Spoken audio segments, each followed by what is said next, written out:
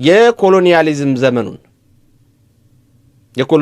ዘመኑን አሁን እነሱ ሪሶርስ እንደሚችሉትን ያክል ዘርፈው መጣው በቂ ይዘናል ብለው ሲያስቡ ዲሞክራሲ ሲሉ ነበር። ያ የወሰዱት ሪሶርስ በጊዜ ሂደት በትውልድ ቅብብሎሽ ሲያልቅ ኤክስፕሎድ ያደረገ ሲመጣ ሲያዩት ያላቸው ሪሶርስ እያለቀ ነው። ያልተነካ ቀብረውት የሄዱት ታምር የሚያስብል የተፈጥሮ ማዕድን ባለቤት የሆነውን የአፍሪካን አህጉር ለነገ እንጠቀምበታለን ብለው ሲያስቡ ህዝቡ ተረጋግቶ እንዳያድግ ህዝቡ ተረጋግቶ ያንን ሪሶርስ እንዳይጠቀም የኔቢጤ ደደብ መሐይም መሪዎችን ከስልጣን ላይ ያስቀምጣሉ። የተሻለ ትንሽ ዕውቀት ያላቸው ሲሆኑ ደግሞ ቢፈልጉ ወስደው በአማጽ ያስገድሏቸዋል፣ አሊያም በበሽታ ይገሏቸዋል፣ በተለያየ በጨረር በካንሰር ይገሏቸዋል። አፍሪካ እየተተራመሰች በድህነት እየተቆራመደች ድህነትን ጸጋ አድርጋ እንድትኖር አድርገዋት የቆዩ እስካሁን። ለዚህ ነው ሪሶርሳችን ሲያልቅብን ነገ ተመልሰን መተን እንጠቀማለን በሚል ያንን ሂደት ያንን የጊዜ ሰንሰለት ጠብቀው አሁን ላይ እንደ ትናንቱ ወታደር አዝምተን እንደ ትናንቱ ቅኝ ግዛት ስንመጣ እንደመጣንበት ብንመጣ ተመሳሳይ ስለሚሆንብን ዘመኑን የዋጅ አካሄድ አይደለም። እንደውም ደግሞ እንደገና ተጠናክረውም ደግሞ ከ10 ዓመት ከ15 ከ20 ከ30 ዓመት በኋላ ከሀገራቸው ስለሚያባረሩን ከዚህ በኋላ ግን ሙሉ ለሙሉ አፍሪካ የሚባለውን አካል ዲስማንትል እያደረግን ከፈለግን ጦርነትን ተከትሎ ረሃብን ተከትሎ በበሽታ በዚህ ህዝቡን እየጨረስን አቅሙን እያዳከምን አገራትን እየበጣጠስንና እየከፋፈልን ሙሉ ለሙሉ አፍሪካን በቀኝ ግዛት ኮንትሮል ማድረግ አለብን የሚል ፕሮጀክት ይዘው ነው እየሰሩ ያሉት። ለኔ እንደዚህ ነው የሚታየኝ። ምናልባት ቆይቶ ሊፈነዳ ይችላል። ባጭር የተቋጨ አይመስለኝም። ኬንያ ላይ ተነስቶ የነበረው ህዝባዊ አመጽም ከዚህ ፕሮጀክት ጋር የተያያዘ ይመስለኛል። ኢትዮጵያ ውስጥ ያለው ጦርነት፣ በአማራ ህዝብ ላይ እየወረደ ያለው የእሳት አሎሎ፣ ሶማሌ ላይ እየተቃጠ ያለው ሶማሊያን የመበጣጠስ ሂደት፣ አብይ አህመድ ኤርትራ ላይ ጦርነት ከፍታለሁ እያለ የሚፎክረው ፉከራ፣ ሱዳን ላይ እያለቁ ያሉ ንጹሃን እየተጨፈጨፈ ያለው ህዝብ፣ አማራ ላይ እያለቀ ያለው ህዝብ፣ እየተጨፈጨፈው ያለው የአማራ ህዝብ ዝም ብሎ ካለ ካልኩሌሽን አይደለም፣ ዝም ብሎ ካለ ቀመር አይደለም። ስለዚህ አሁን የሃያላን መፋጠጫ ቦታ ምስራቅ አፍሪካ የሆነበት ዋናው ምክንያት ከምስራቅ አፍሪካ ጀምሮ ያው ምስራቅ አፍሪካ ላይ ነው እንግዲህ የቅኝ ግዛት ገዢዎች አከርካሪ የተሰበረው። ቅኝ ግዛት አፍሪካን ገዝተናል ብለው አፋቸውን ሞልተው እንዳይናገሩ ጥቁር እንግዲህ መደጋገም እንዳይሆንብኝ አጉል ኩራትም አጉል ትቢትም እንዳይሆን ጥቁር ነጭን እንዴት አድርጎ ሊያንበረክካል የሚለውን ትርክታቸውን ሰብሮ የጣለውን የምስራቅ አፍሪካን ቀጠና መጀመሪያ ቀድሞ ዱቄት ማድረግ፣ የዚህንን ድል ባለቤት ህዝብ ደግሞ ቀድሞ ማጥፋት በሚል ካልኩሌሽን እየሰሩ ነው የሚገኙት። ለምንድነው እነሱ ራሳቸው ሰራዊት ልከው የማይዋጉ ካላችሁኝ፣ ዛሬ ላይ ብር እስካላቸው ድረስ ምን ችግር አለው? ድሮን ሰርተዋል። በጭካኔ በገዛ ህዝቡ ላይ ድሮን የሚተኩስ ደደብ ጨካኝ ጭራቅ መሪ እስካለ ድረስ ልከው ማስገደል ቀላል ነው፣ እያደረጉት ነው። ለምን ሰራዊት ይልካሉ? ለምን ወታደር ይልካሉ? በነገራችን ላይ የአማራ መጨፍጨፍ ለቱርክ ትልቅ ደስታ ነው። የአማራ መጨፍጨፍ ለእስራኤል ትልቅ ደስታ ነው። የአማራ መጨፍጨፍ ለሁሉም ምዕራባውያን ትልቅ ደስታ ነው።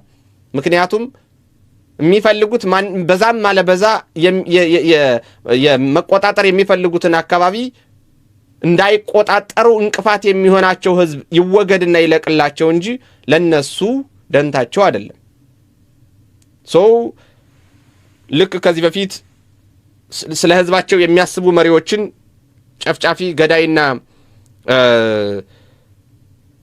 ታማኝ ያልሆነ ከሃዲ ግለሰቦችን እየላኩ መሪዎችን ሲያስገድሉ እንደነበረው አሁንም በህዝብ ላይ ይህን አይነት ወንጀል ቢፈጽሙ የሚደንቅ ነገር አይደለም ማለት ነው። ስለዚህ ሳጠቃልለው የቀጠናው ፖለቲካ ምናልባት ብዙዎቻችን የአብይ አህመድና የኢሳያስ የሚመስል ልንኖር እንችላለን። አይመስለኝም። የግል እይታዬ ነው። በእርግጥ አንድ በግሌም ማላምነው ነገር አለ። እሱም ምንድነው? ደፍረው አሞት ኖሯቸው ኦህዴድ ኦነጎች በኤርትራ ላይ ጦር ይከፍታሉ የሚል እምነት የለኝም። ኦህዴድ ደፍሮ ኦነግ በኤርትራ ላይ ጦር ይከፍታል የሚል እምነት የለኝም። ይሄ ግል አቋሜ ነው። ከከፈተም የሚከፍተው አለቃው ቢን ዛይድ ተኩስ የሚል ቃል ማውጣት ሲጀምር ነው። በዚህ ሰዓት የኢትዮጵያ አየር ኃይል ኃላፊዎችና በሙሉ አብራሪዎች በሙሉ ኦፕሬተሮች የተባበሩት አረብ ኤምሬት የቀጠረቻቸው ባለሙያዎች ናቸው። በዚህ ሰዓት የድሮን ኦፕሬተሮች ስፔሲፊካሊ የድሮን ኦፕሬተሮች ሙሉ ለሙሉ በጀታቸው የሚሸፈነው በተባበሩት አረብ ኤምሬት በዲፒ ወርልድ ነው። በዚህ ሰዓት ትላልቅ ከባድ መሳሪያዎች እንዲተኩሱ ተገዝተው የመጡት የአዘርባጃን ዜግነት ያላቸው የአዘርባጃን ሰዎች ናቸው። ከነ መሳሪያቸው ማለት ነው። መሳሪያም የተገዛው ከአዘርባጃን ነው። ሰዎችም የአዘርባጃን ሰዎች ናቸው። ይሄ ባለበት ሁኔታ ላይ ጦርነቱ የኢትዮጵያ ነው ወይም የአብይ አህመድ ነው ማለት ይከብዳል። አብይ አህመድ በርግጥ ኢትዮጵያዊ ነው ወይ የሚል ጥያቄ ማንሳት የሚል ጥያቄ ሊያስነሳ ስለሚችል እንዳጠቃላይ ግን እኔ ሳጠቃልለው በዛም አለ በዚህ ጦርነቱ የምዕራባውያንና የምስራቃውያን የሽኩቻ ጦርነት ወደ መሆን እየተቀየረ ነው። አማራው ከዚህ ምን ያተርፋል? በአማራው ላይ እየተደረገ ያለውን ሴራስ እንዴት ይቋቋማል? አማራው በምን መልኩ ነው ከዚህ ውጥንቅጥ አሸንፎ ራሱን አድኖ የህልውና አደጋውን ቀልብሶ መኖር መቀጠል የሚችለው? ይሄ የፖለቲከኞች የወታደራዊ አመራሮችና የአንሰላሳዮች ጥያቄ ይሁንና ብታስቡበት የተሻለ መስሎ ይታየኛል። እኔ አንዳንዶቹ ያስቁኛል። የቀጠናውን ፖለቲካ ሲተነትኑ የቀጠናው ፖለቲካ ሞተር ወልቃይት ነች ብሎ ሲተነትኑ አያቸዋለሁ። ጎበዝ። የቀጠናው ፖለቲካ የምስራቅ አፍሪካ ቀጠና ፖለቲካ የሚወሰነው በወልቃይት ነው የሚል ጭንቅላት የያዛችሁ ሰዎች ወይ ንቁ ወይ ደግሞ ወቁ። በርግጥ ስትነቁ ነው የምታውቁም። እንዴት ሆኖ ነው በዚህ ሰዓት ወልቃይት የምስራቅ አፍሪካ የፖለቲካ የቀጠናው ሞተር ልትሆን የምትችለው? ደጋግማችሁ አስባችሁታል? ደጋግማችሁ ካልኩሌት አድርጋችሁታል? እንግዲያውስ ባለፈው ተናግሬያለሁ፣ ዛሬም ልንገራችሁ። ወልቃይት የምስራቅ አፍሪካ የፖለቲካ ሞተርነቷ ያበቃው ህወሓት ከሻቢያ ጋር የታረቀለት ነው። አለቀ። በዚህ ሰዓት ካለምንም ችግር፣ ካለምንም መሸማቀቅ፣ ካለምንም መፍራት ህወሓት ከሱዳን ጋር ትገናኛለች። በቃ ህወሓት በኤርትራ በኩል አድርጋ ብትፈልግ በአየር፣ ብትፈልግ በባህር፣ ብትፈልግ በየብስ በፈለገችው ከዓለም አቀፉ ማህበረሰብ ጋር ትገናኛለች። ስለዚህ የወልቃይት ስትራቴጂ ወልቃይት ኢኮኖሚካሊ በጣም ለመሬት አምራች ቦታ ነው። ወልቃይት ኗሪዎች የኛ ነው ብለው እኛ ደግሞ አማራ ነን ብለው እስካመኑ ድረስ ወልቃይት ያማራ ነው። አለበለዚያ ግን በትናንቱ ትርክት ልክ በደርግ ጊዜ እንደነበረው ኤርትራ ሳትገነጠል ሻቢያ በዛ በኩል እየተዋጋ ደርግ በዚህ በኩል ሁሉም ኢትዮጵያ ነው በሚል ብቻ ቲፒኤልኤፍን በወልቃይት በኩል ዘግቶ እንደነበረውና ሌሎቹን አሁን ኤርትራ የያዘቻቸውን ቦርደሮች በሙሉ ደርግ ተቆጣጥሮ ስለነበር በዚች መሿለኪያ እየተጠቀመች ዋና ስትራቴጂክ ቦታ አድርጋት ቁልፍ ቦታ አድርጋት ስለነበር ቲፒኤልኤፍ የወልቃይትን መሿለኪያ አሁንም በዛ ይቀጥላል ብላችሁ አስባችሁ እስከነ ደብረጽዮንና ጌታቸው ረዳ ከሻቢያ ጋር ሰላማዊ ግንኙነት እስከሚጀምሩበት ጊዜ የነበረውን የፖለቲካ አስፈላጊነት እንዳለ አስመስላችሁ በምናብ የምታወሩ ሰዎች ደጋግማችሁ የፖለቲካ እይታችሁን አስተካክሉ። ትክክል አይደላችሁም። ለምንድን ነው ስትራቴጂክ የምትሆነው? አንድ ነገር ብቻ ነው አሁን ወልቃይት ስትራቴጂክ የምትሆነው፣ ለም መሬት ስለሆነች በቃ አለቀ። ከዛ በዘለለ ግን ወልቃይት በዓለም አቀፍ ግንኙነት በቦርደር በምናምን አሁን አገልግሎቷ አክትሟል። ምክንያቱም ሻቢያና ህወሓት ስለታረቁ ህወሓት በኤርትራ በኩል የሚፈልገውን እያደረገ ስለሆነ እና ከዚህ አይነት ትንታኔ ውጡና የልቅስ አማራ እንደ አማራ የሚያሸንፍበትን መንገድ ብታማትሩ ለአማራ ህዝብ ውለታ ብትውሉለት ጥሩ ነው ማለት ፈልጋለሁ። በዛው አጋጣሚ የለም አሁንም ስትራቴጂክ ነች ካልሽ ጎ ሄድ ችግር የለውም we will see እናያለን ነገ ከነገ ወዲያ ግን ትክክል ነው ብዬ አላምንም። ይሄን ካልኩ በኋላ ሁለት ትኩስ መረጃዎችን በዚሁ በቀጠናው ፖለቲካ ዙሪያ መረጃዎችን ሰጥቼ ልሂድ። አንደኛው ዳጋሎ በቋራ በኩል ያለውን ኃይል አስጠግቼ በቋራ በኩል ያለውን የኢትዮጵያ ቦርደር ሙሉ ለሙሉ ተቆጣጥሬ ጦርነት በዚያ በኩል ከፍታለሁ ሲል ፎክሯል። ሰራዊትም ለማስጠጋት እንቅስቃሴ መጀመሩን ዛሬ ተላኩልን የመረጃ ምንጮቻችን ገልጸዋል። ይህም የሚያሳየው እንግዲህ ምንድነው ይሄ የጀነራሉ ጦር የተደጋጋሚ የድሮን ምት መቷል። አልቡርሃን ማለቴ ነው። እሱን ስለመታ ያንን ለመከላከልና የአልቡርሃንን በዚህ በኩል ያለውን የዘጋውን መንገድ ለማስከፈት የሚደረግ ዘመቻ ነው። ምናልባትም ቤንሻንጉል ጉምዝንም ያጠቃለለ ጋምቤላንም ያጠቃለለ ጦርነት ሊያደርጉ እንደሚችሉ ነው የሚያሳየው። ዳጋሎ እንደዚህ ከቀጠሉ ወደ ላይ እስከ ቋራ መተማ ድረስ ያለውንም ለመሸፈን ነው እንግዲህ እየተንቀሳቀሱ ናቸው የተባለው። ስለዚህ ይሄ የሚያሳየው ምንድነው ምናልባትም ፋኖን ገብቼ ወጋለው ኢትዮጵያ ውስጥ ብሎ አብይ አህመድ ፋኖን ለማስወጋት በዳጋሎ በኩል አድርጎ ለመምጣት እንቅስቃሴ እንደጀመረ ስለሚያሳይ ፋኖች በዛ በኩል የሚመጡ ማንኛውንም እንቅስቃሴዎችን በትኩረት እና ባንክሮ እንድትከታተሉ ማለት ፈልጋለሁ።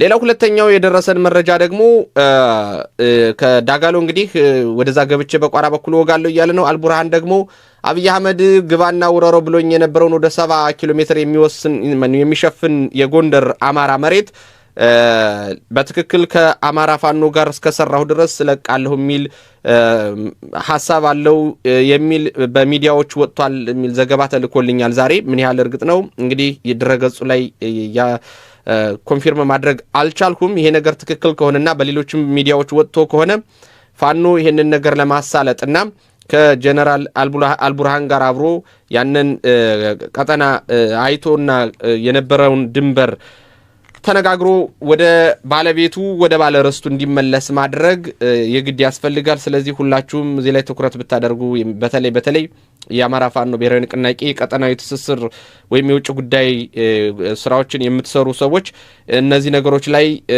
ትኩረት ብታደርጉ ጥሩ ነው ማለት ፈልጋለሁ። የግድ ፋኖ ወይም አማራ እንደ አማራ የውጭ ግንኙነት ያስፈልገዋል። በየት በኩል ነው የውጭ ግንኙነት ማድረግ ያለበት? በሁሉም ቀጠናዎችና በሁሉም መስመሮች ማማተር ስላለበት እንደው እዚህ ላይ እንደ ጥቆማ መስጠት ስለፈለኩ ነው።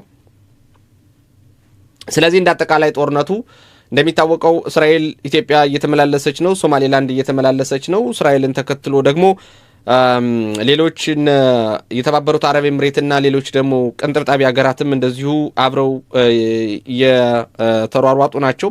በተለይ የመሳሪያ ገበያውን በዋናነት እየተጠቀሙበት ያሉት እንደና አዘርባይጃንና መሰል ሀገራት የአማራ ሕዝብን ለማስጨፍጨፍ የአማራ ሕዝብን በማስጨፍጨፍ በአማራ ሕዝብ ገንዘብ በራሱ ሀብት ያለባቸውን የበጀት ክፍተት እንደሚታወቁ አዘርባይጃን በከፍተኛ ሁኔታ የማዕቀብ ውስጥ ነው የኖረችው።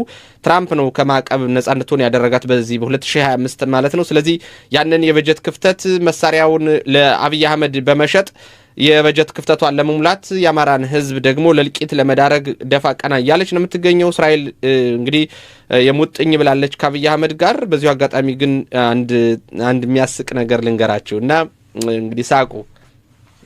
ምናልባት በመጥፎ ልታዩትም ትችላላችሁ። እንግዲህ እናንተ እይታ ነው፣ የኔን እይታ አላካፍላችሁ። ሞሳድ እድሜ ልኩን አማራን ሲጨቁን ይኖራል።